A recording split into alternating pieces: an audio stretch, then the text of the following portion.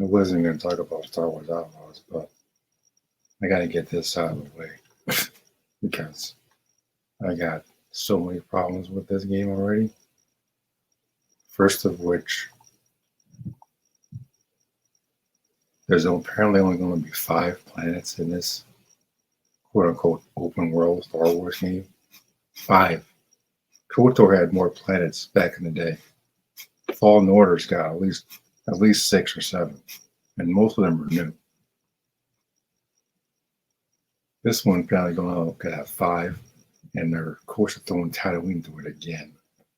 Like, there's 2 things I can't stand in Star Wars: Tatooine and the freaking Death Star. They keep popping up over and over again. It's so stupid. Making Star Wars open world games is the next level of difficulty.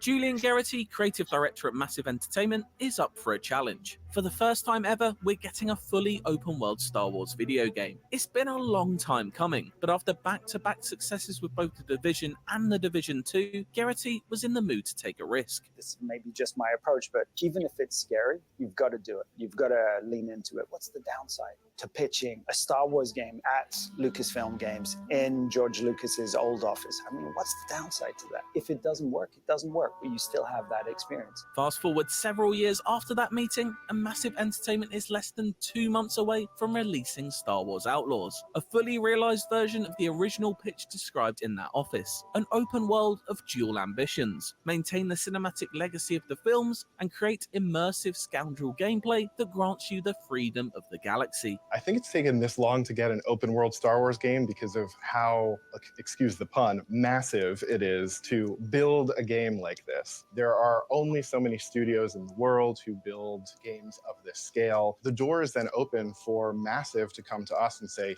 this is what we're interested in doing. This is the type of game design and gameplay we want. This is what we're thinking about in terms of an archetype. Where does that fit? It's the outlaw player fantasy, and it's open world. Those were the 2 main pillars that we pitched. Why open world? Because the outlaw fantasy really needs that to live and breathe. It's a combination of, I think, our DNA as a studio, our background, when we think, okay, what do we have a lot of experience doing? What do we think we're good at? And this fantasy.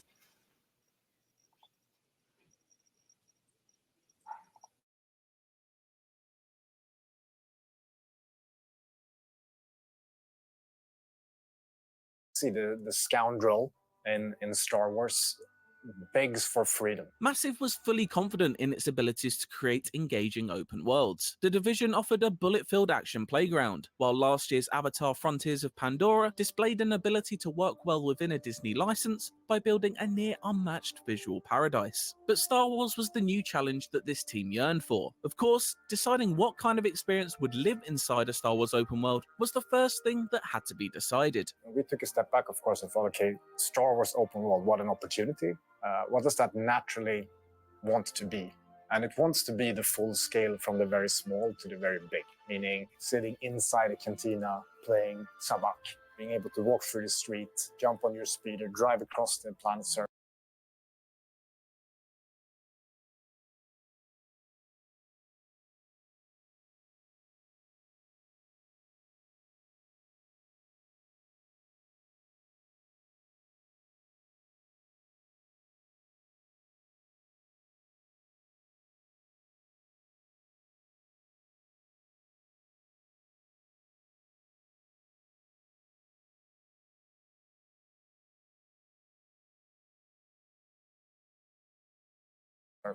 Park literally your bike in your own ship, take off into space seamlessly.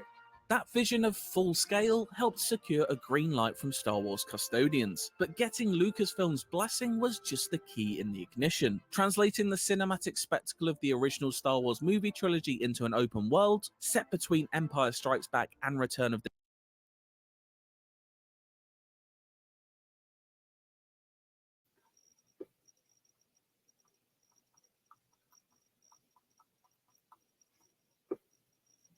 So this is exactly where my problems continue with this game. It's like, again, we can't seem to get away from the original damn trilogy. There's Star Wars is a galaxy far, far away. There's hundreds of thousands of years of history before the movies and after them, called the expanding universe. Though according to Empress KK, there's no source material. that old bat clearly hasn't read any of the damn books. She's a fool. But now this is a great concept for a game. I just wish it was in the Old Republic. There's so much more room to play with in the Old Republic here, or something past the movies. Like The Mandalorian had a good start, but then it started doing all this Easter egg stuff. We got excited about the time, but like kind of took away from the story, I guess. But like setting this between Empire and Returns is, to me, is really stupid. You could do the same exact thing in the Old Republic, but have so much more freedom to work with. Because now, and this is going to again prove my point that Disney never should have bought Star Wars, because they've been doing this for years. This in-between crap. Even the Fallen Order games are great. They're still in between damn films. Both of them. Fallen Order is like 5 years after Revenge of the Sith. And then Survivor is like, what, maybe 3 years later or something? Before the original Star Wars or in Rogue Zero. So the timeline is they're too afraid to go past the original trilogy. Back in the day, in the EU, after Return of the Jedi, as soon as the Death Star blows up, there are books that take place with pilots going on their next mission. Luke starting his academy, Han and Leia getting married, having the twins, and Anakin Solo, their third kid, who was the youngest, and I think he died using Vaughn War. Lando's doing his own thing, getting out Luke, building his academy like you're supposed to do. Not running away like a coward. Because I'm like, what could you possibly do in between Empire and Return of the Jedi? Like maybe 3 years in between each of those? Because like, Lando might show up like how? He's on his way to Tatooine to rescue Han. It's like after Empire's back, ain't no way he ain't got time for that. He got time for nothing else. He's on his way to Tatooine. That's literally how the movie ends. When we find Jabba Hutt and that bounty hunter, we'll contact him. And he and Chewbacca blast off in the Falcon. So that's the thing that annoys me with Disney Wars. All this stupid Easter eggs.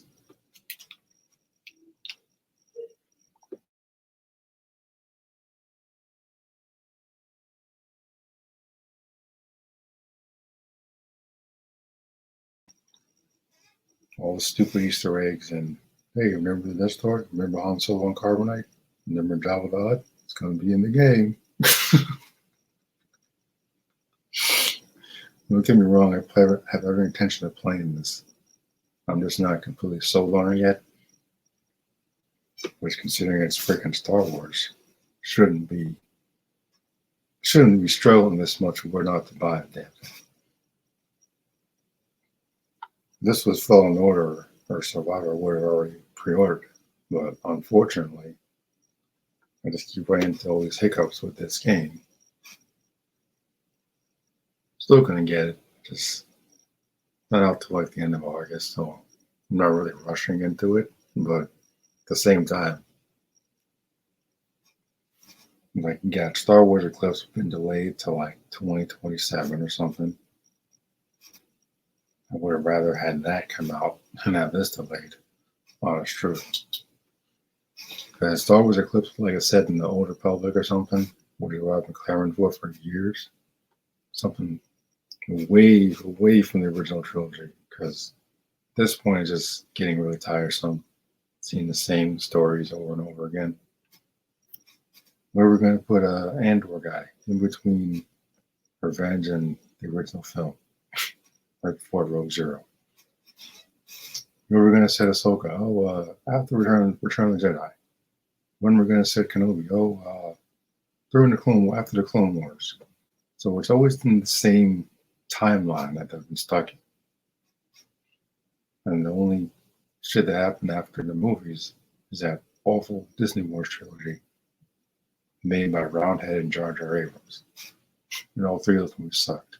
So I think we were all fooled with Disney Wars 7, but by the time I came to my senses, I'm like, yeah, this is shit. Characters are garbage, story stinks, and it just got worse. I got some hope for this Outlaws game. Let's hope it doesn't come to repetitive with all the blaster stuff. Hopefully they mix it up a little bit. And for the love of goodness, can we get some aliens that speak their own native tongue, please? Stop with the damn aliens speaking English. It's ridiculous. Back in the day, I was going to reference the expanded universe, and back in the day, KOTOR, every alien you encounter speaks their native tongue with subtitles. Every single one. With the exception of like Mission Vale or Juhani, they have their own native tongue, but Mission Vale basically grew up among humans. So she's an exception. Juhani, an exception. She's a KOTOR. Yeah, obviously she had her own native tongue, but for the sake of that story, it makes sense for her to speak Galactic Basic. Fine. Like every alien you see at a kiosk or a droid store, they spoke their native tongue with subtitles. Because it makes it feel more authentic, like you're actually in that universe. You got aliens speaking like my next door neighbor. How the hell is it Star Wars? It's so lazy.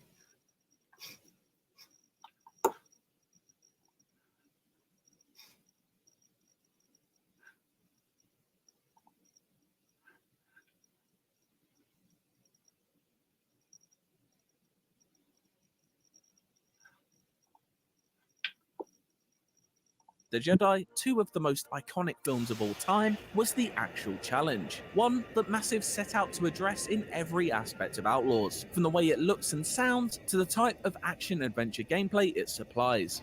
Fire up the hyperdrive.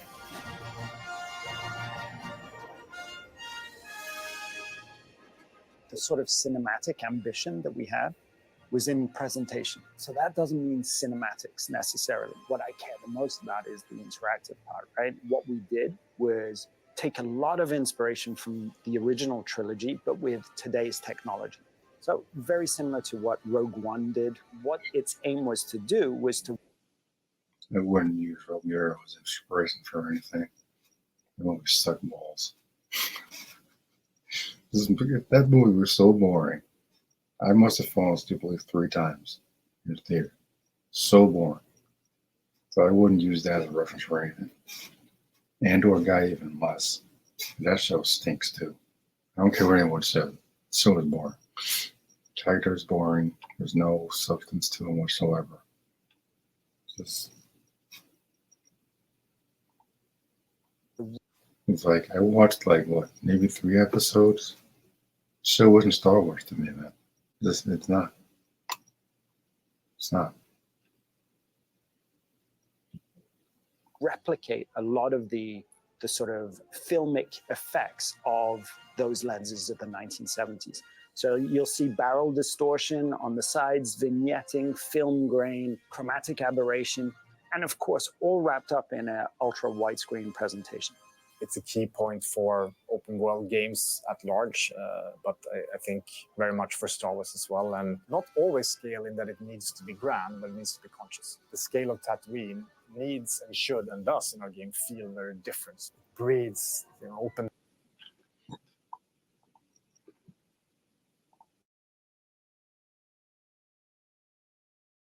Sand dunes, long sight lines. You see, it's easy to pick up any little anomaly on the horizon. There might be an opportunity for you compared to the dense streets of Kijimi.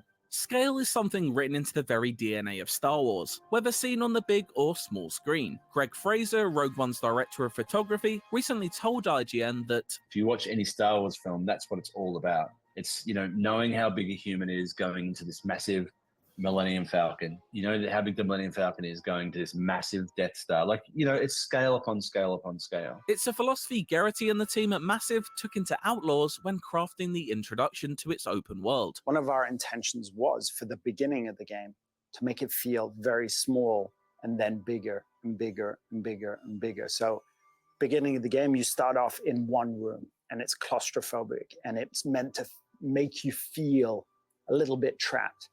You open up and it's city streets, but it's contained. And then some narrative stuff and you steal a ship and you explode into the galaxy and all of a sudden you crash land on this planet, which is wide open world. That sort of sense of everything growing for you, and not just the scale of the galaxy, but the scale of the possibilities for you as a character, as a rookie outlaw.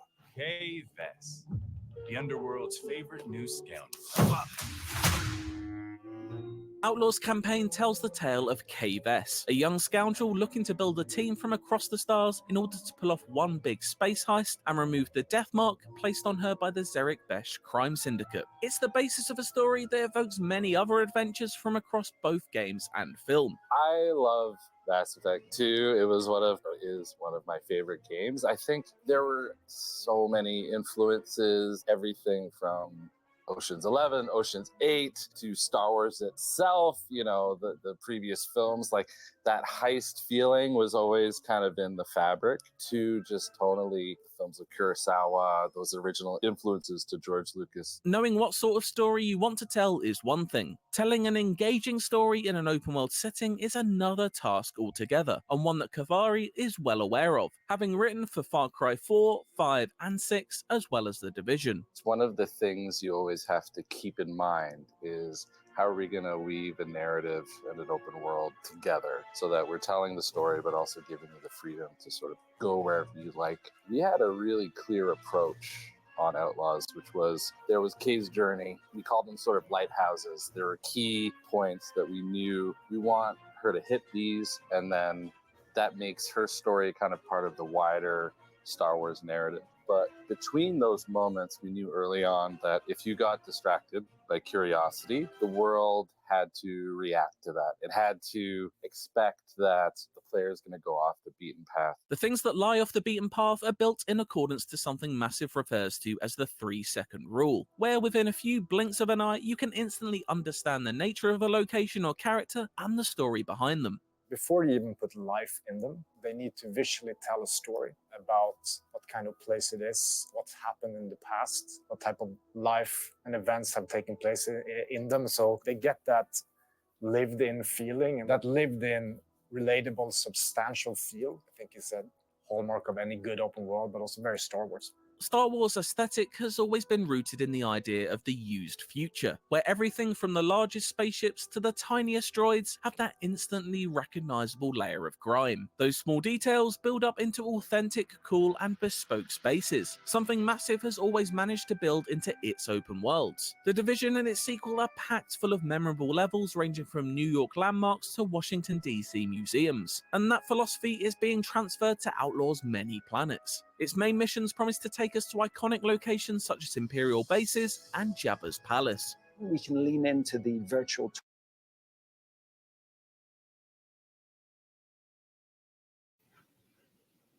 So that's another issue there. I was talking about all these stupid Easter eggs and nostalgia factor. Is like, again, this is why Lucasfilm stayed away from politics in the prequels, or not the prequels, the Disney Wars trilogy, because they're afraid. They're still scared to this day. They couldn't even get Luke Skywalker right, for Christ's sake. And they have the actor with them. All three of them had all three. They had Harrison Ford, Carrie Fisher, and Mark Hamill. Never did they ever unite, the three of them. Lando as well. And even though it's part of the trilogy, as the Trinity, Pound player, but Lando I still include him in that group because he's in the original trilogy. But to this day, they're still scared to branch out. They haven't clamored for years for them to do. They're still scared. And then now I'm afraid it's going to start sinking into the games, which is the only aspect of Star Wars I got left outside the expanded universe books, which are all on my shelf.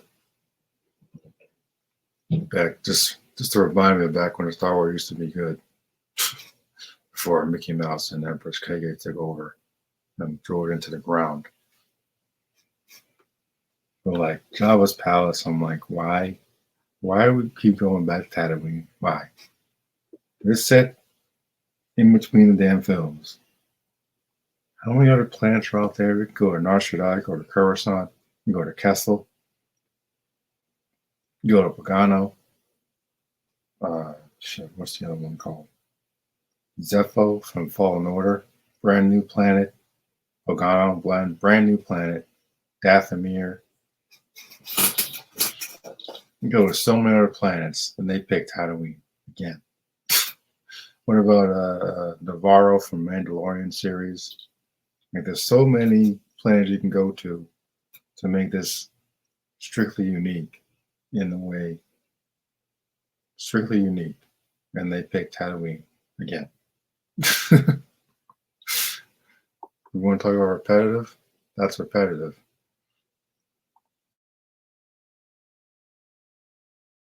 Tourism aspect of, hey, what is the distance between the moisture farms and Mos Eisley and the cantina? There is a linear roller coaster story golden path, if you will. And around that, of course, there's the open world. That's the dream I know I had as a kid. That is what I've always wanted from a Star Wars game, is that, you know, when I'm on a journey, when I'm entering into a quest, it might start on foot. They might start navigating a High Republic cruiser that's crashed, but I want to be able to jump into my speeder and blast off, hop into the Trailblazer, take off into space, maybe land in a space station and meet some characters that factor into my quest or journey along the way. And so that sort of connective tissue of planet or moon to space was crucial, because that's kind of the fantasy that I think players are hoping for. That fantasy and freedom is evidently at the core of Outlaws, and while all 5 planets and moons won't be instantly available,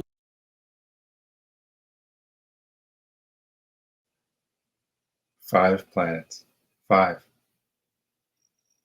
In an open world game.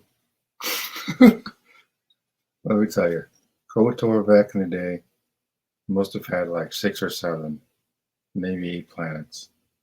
There was Dantooine, Taris. I can't remember all of them right now, but Korriban was one of them. That appears in both KOTOR 1 and 2. No, you do go to Tatooine, KOTOR. Never mind. You do go there. Oh shit! Tatooine's in every freaking Star Wars game. Holy cow! You don't go to Tatooine in the second one, but I think it is in the first one. Damn. Not so much for that. You see why it gets on my nerves going to Tatooine all the damn time? Jesus. This guy said it was 5. 5 in an open world Star Wars game. You told me you couldn't put more than 5 planets in a Star Wars game? Quote unquote open world? Yeah, guess I'll see. There hasn't been that much that's convinced me this is going to be good, because 5 planets to me is kind of pathetic. Considering the scale of Star Wars Galaxy, 5?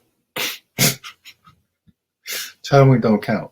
So it's really 4 as far as I'm concerned.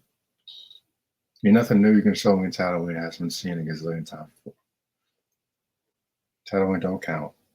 It doesn't.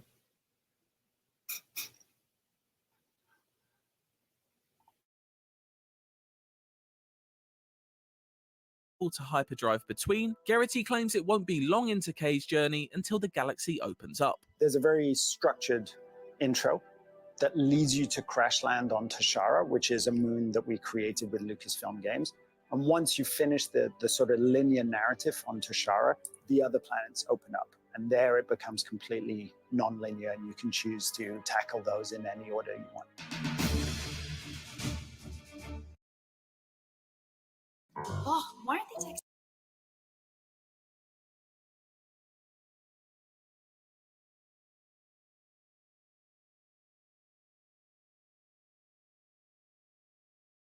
Exploration of these worlds is highly encouraged, with maps that are not, at least initially, flooded with icons and points of interest, because you're seeing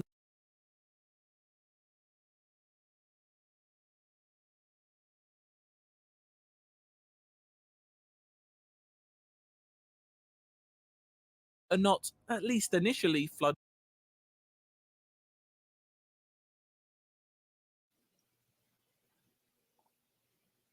See right here on the screen, Mos Eisley. How many times have we seen Mos Eisley? It's in the Phantom Menace. It's in the original Star Wars film. Only time we don't go to Tatooine is in Empire Strikes Back. That's it. It's the only one. It's the only one. It's in Attack of the Clones. It's in Revenge of the Sith. It's in The Mandalorian, for crying out loud. Now I remember it is in KOTOR 1. Jeez. It's one of my favorite games. Now I'm just like, damn. Tatooine's in that amazing game too. It's not in the second one. I mean, I would have loved to see Nar Shaddaa again. Because Nar Shaddaa is such as it's like the opposite of Coruscant. It's more of a breeding ground for criminals and whatnot. Coruscant has like the lower levels for like shady meetings and whatnot, but that's in the core world. Nar Shaddaa is like more like in its own area, I guess. I don't know specifically where Nar Shaddaa is, but like it's more of an underbelly for criminals. It's like I remember KOTOR 2, at Rand was like, oh, this is where you go to hide if you're on the run or something. Even Fallen Order mentions Nar Shaddaa in the beginning of the story. So like, it's nice to know that that planet is still mentioned here and there. I would have rather seen Nar Shaddaa again instead of Tatooine. I feel like there's only time. There's nothing new you can show me in Tatooine. Nothing. At this point, it's just a bunch of Easter eggs and nostalgia, and that just doesn't work as well as it used to. It was like, well, no Jabba's palace is going to be in this game for some reason. How many huts are out there? You gotta specifically use Jabba the Hutt. How many huts are out there in the galaxy? There's huts on Nar Shaddaa, there's huts on Coruscant. Like, come on, man. Why Tatooine again? Why? Just why? I just like it's lazy. It's lazy. Shit, even Republic Commando doesn't have Tatooine on it. You go to Geonosis and Kashyyyk. Kashyyyk would be another cool planet to see again. Kashyyyk is in the Old Republic as well. Yeah, so there's Taris, Kashyyyk, unfortunately Tatooine, Korriban. Yeah. Don't remember some of the other ones. I have to think on it. But,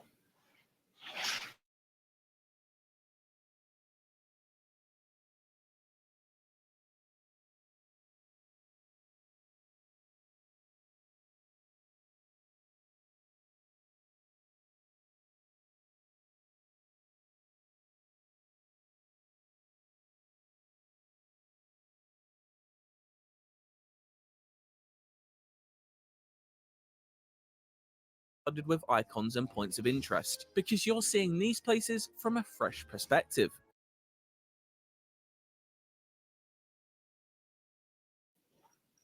I'm going to call BS on that. Fresh perspective? From whose perspective? Who hasn't seen any of the films with Tatooine in it by now? Unless you just got squirted out into the world.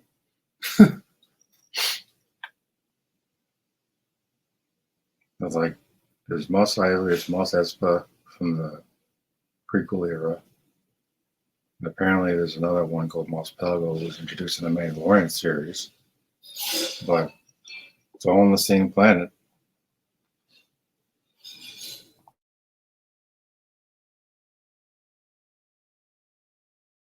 Kay, as a character, hasn't seen the galaxy. So the first time Kay comes to Toshara is the first time you come to Toshara. And it's not an unknown, uncharted place. So you'll have a map of where you can see mountains over there and stuff. But discovery is what gives you more information. You're going to have to take some risks. You're going to have to go to a cantina, and you can eavesdrop, pick up on some conversations that will lead you to another location that reveals a location within the open world that you have to get on your speeder to go and find. There will be a fog of war that you'll be able to clear up. And that's really where your curiosity will open things up even more. Each of Outlaws' worlds vary in size. Toshara, Massive's newly created moon, is around the same size as the jungle planet of Akiva, but a little smaller than the vast desert of Tatooine. It was less about how big, but more about how long in terms of traversal with the speeder it would be.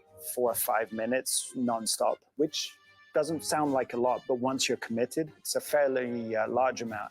You're always going to be distracted. Assassin's Creed Odyssey, which was one of the games that we were looking at while creating this, you have different zones, so it's 2 or 3 of those together. And that doesn't even take into account the vast areas of space that surround each planet and serve as entirely different areas of orbital exploration and opportunity. We'll cover that, as well as the Starship side of the game, in greater depth later on in this month's IGN First. I said, run.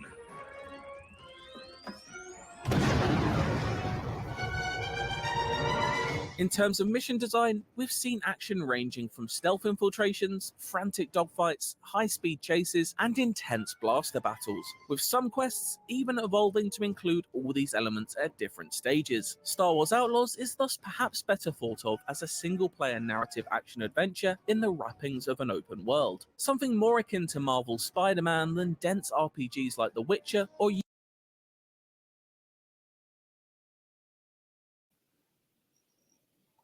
One thing I will say, I'm getting some Uncharted vibes from this.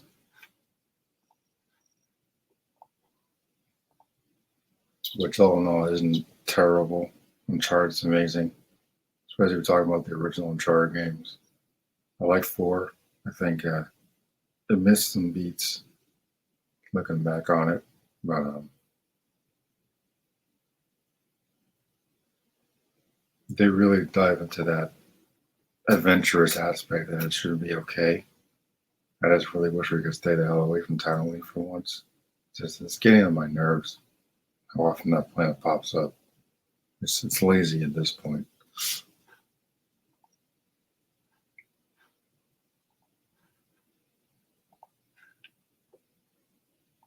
Division 1 and Division 2. There's a life, a dynamism, a systemic quality to Division 2 that we didn't have in Division 1. I'm not talking about the presentation, the soft values at all. I'm talking about pure gameplay experience, single player or cooperative. That was very, very important to us to have as a living, breathing element that engages players while they're playing Outlaws. It's an evolution of what Massive has been doing in their games for years now, keeping worlds feeling bustling and alive even when set against post-apocalyptic backdrops or in the midst of galactic wars. We, in both Division games, but especially in the second one, developed what we call living world systems. So same thing here. We have systems that make sure that the world is always alive with movement, traffic, speeders zipping around, the Empire patrolling, the syndicates have footholds out there, sometimes more substantial events happen.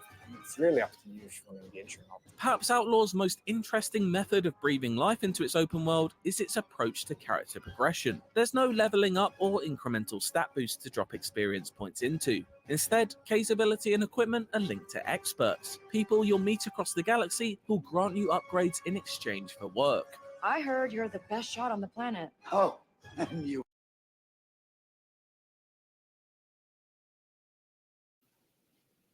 See, this is what I'm talking about. Got alien right here, speaking like my next door neighbor. What? WTF, man? For real? Could have had to speak in whatever language that we can speak, then just have the subtitles on the screen below. It's as simple as that. Yeah, we can't seem to do that in Star Wars anymore for some reason. Like, could you imagine Chewbacca speaking like a regular dude? That's how stupid this is. This is ridiculous. You want to be second best.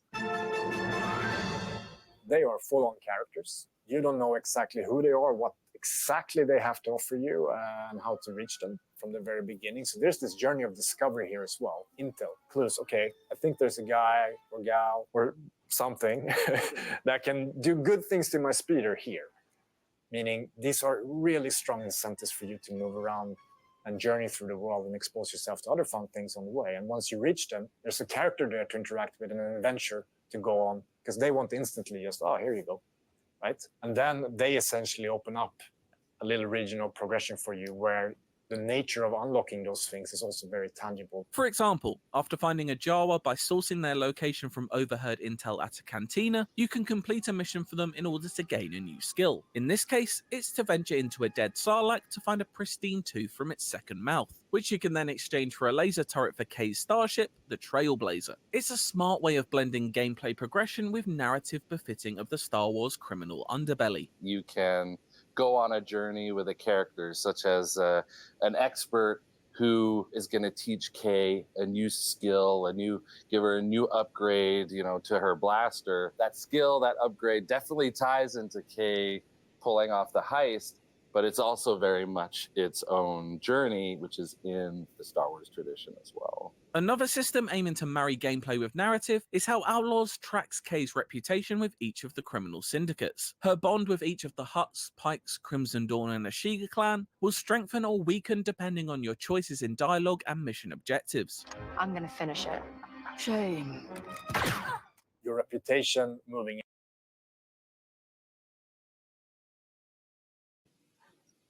Once again, another alien speaking like my next door neighbor. Would it make more sense for that sauced alien to speak like speak like whatever language they speak, and then have a fire blaster? How stupid would it be if Greedo from the original film spoke like a next door neighbor? I've looked forward to this for a long time, so instead of his native language with subtitles, then on fires a blaster, like, this time I've got the money. It's like it makes it more interesting when you go back and forth when you got an alien speaking actual alien and the human speaking no human. Like, come on, man. Even the Mandalorian had aliens speaking their native tongue. It's one of the many good things about that series. It's so lazy. Ugh. Can't believe they're charging like $50 for this. In the positive direction unlocks a lot of things for you. Everything from actual access to territory that they control, where you might have been able to sneak in otherwise, to landing. Like even Lando's pal Neenub from Return of the Jedi, he was speaking his native language, and then Lando would translate. It's as simple as that. That was his Chewbacca. I don't know what happened to Neenub after Return of the Jedi, but it's stuff like that. It's so simple to do. So we gotta be able to get a read on the shit up or down. Like Virginia would say, no for coming. Shit like that. Then it's so simple. This has been a thing since the original film. I mean, Greg, you don't have to do that in the books because obviously you're not going to have like Chewbacca doing rah in the books. But like when you're doing that in live action or any type of other medium like TV or the games, just put the subtitles on the screen and have them speak their native language. Why is that so difficult to do?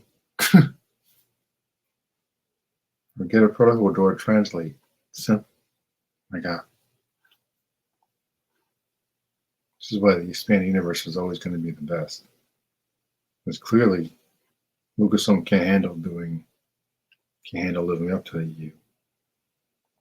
Paths in the open world, discount with traders affiliated with the syndicate, unique, really exotic rewards, etc., etc.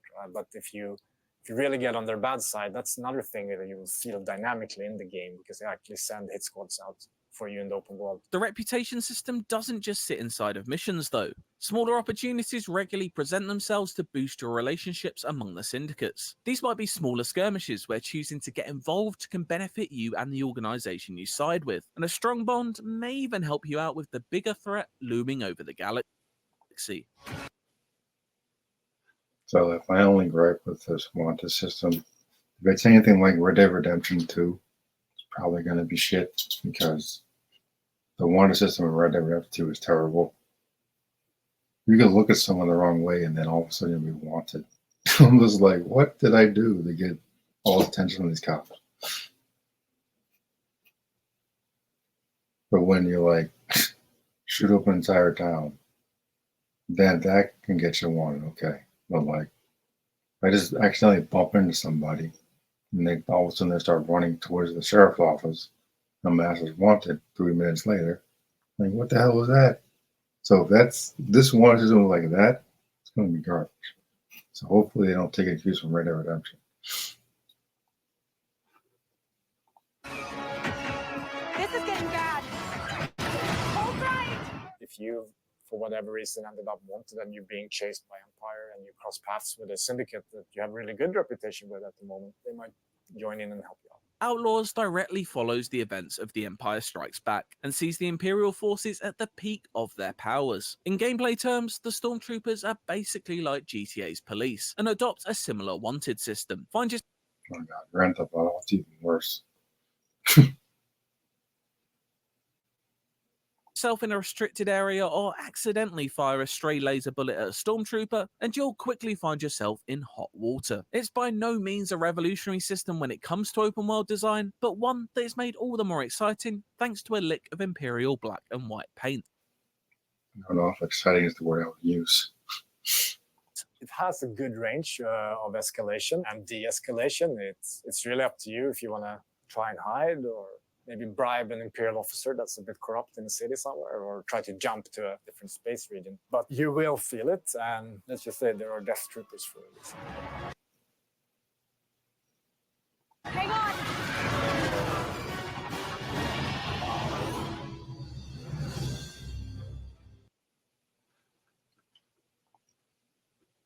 Because like another thing that's so good about the Old Republic is that, well, for one, there's so many more unique designs for like trooper armor.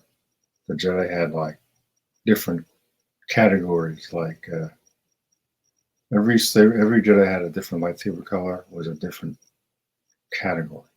Like green was Guardian, blue was Consular, I think yellow was Sentinel.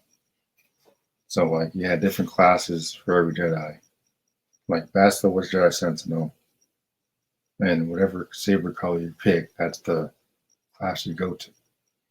Well, there was that. There was the trooper armor was so much cooler. There's so many more planets that had nothing to do with like being on the run from the Empire. You can basically do whatever you want. The Jedi and Sith have their eternal conflict, but this story would fit someone better, I think, in Old Republic. Talk about open world. Well, like, how was it open if you're always being chased by a damn Empire? Like, can we do something besides being on the run from the bloody Empire? How many storylines have we seen that do that already? Both Fallen Order games have Cal on the run. Both of them. Then we're doing it again. See what I mean when I say repetitive?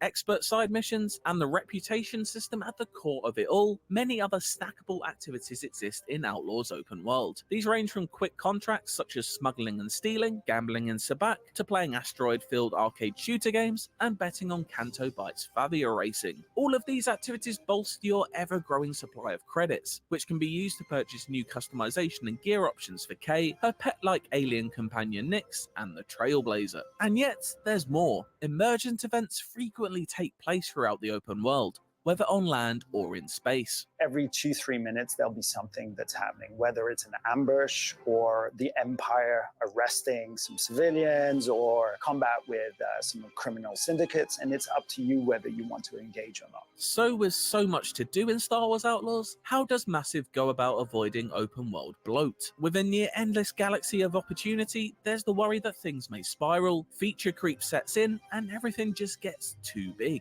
The studio had a clear plan from the start though, leading with variety over size, quality over quantity, if you will. We don't want things to be just big for big sake. We need it to be contained, always fun, always proposing different activities. It's about calibrating size to substance. When you see something that breaks the pattern, that stands out for whatever reason, and you go there and look, there's something there to do, and that repeats frequently enough, and that the quests, the bespoke kind of content of the game makes use of it, so that it doesn't feel like a separate experience, but it's all one.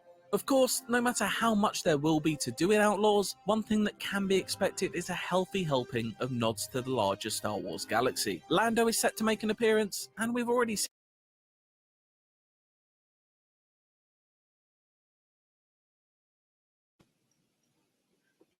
Lando is set to make an appearance. How exactly is that going to freaking work if he's on his way to rescue Han? At the moment Empire ends, the plan to rescue Han begins.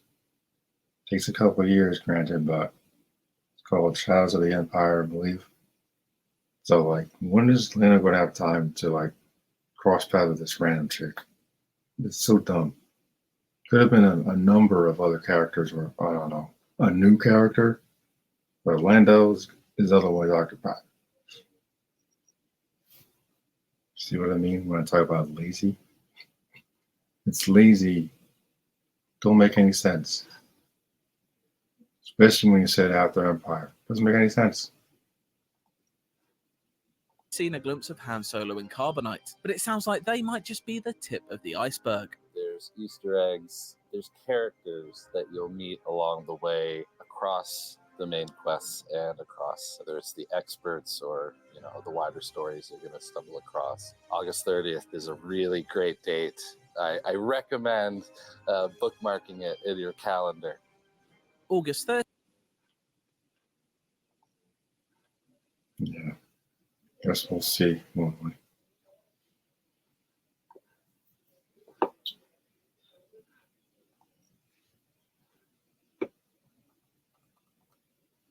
Yeah, so I've got mixed thoughts, as you can see from this little breakdown of the trailer. This was a recent IGN first look, dropped a couple days ago. Yeah.